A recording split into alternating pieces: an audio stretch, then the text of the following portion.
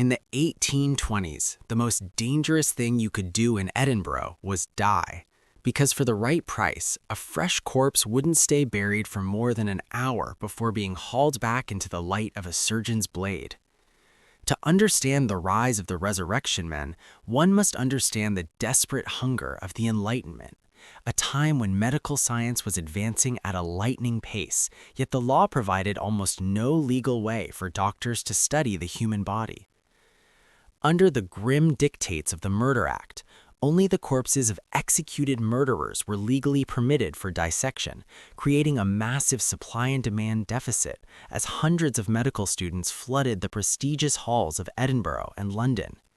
This scarcity turned the human body into a lucrative commodity, a form of black market gold that birthed a new, terrifying profession of men who spent their nights in the silence of churchyards, waiting for the mourners to leave so they could begin their grisly harvest.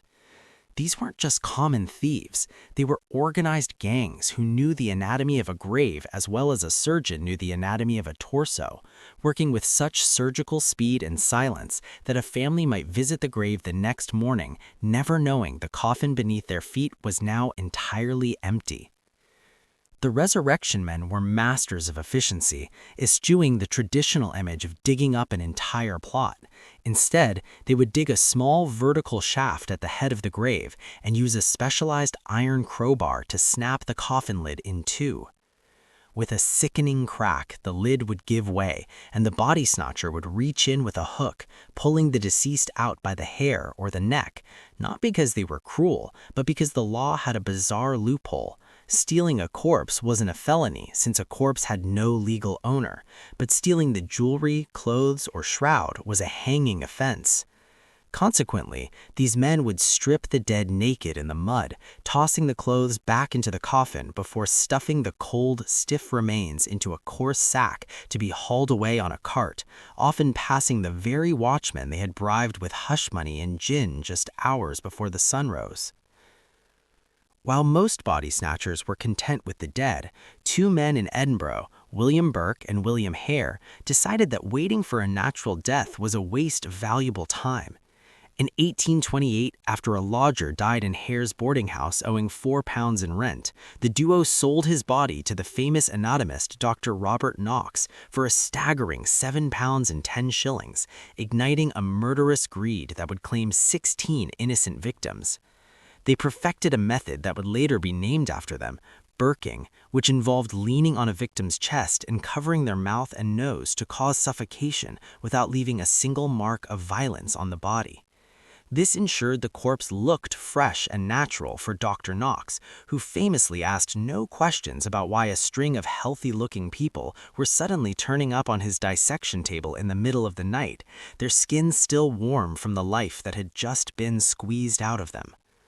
Dr. Robert Knox was the rock star of the Edinburgh medical scene, a man whose lectures were so popular he required 3 separate sessions a day to accommodate his 500 students, but his brilliance was shadowed by a callous indifference to the source of his subjects.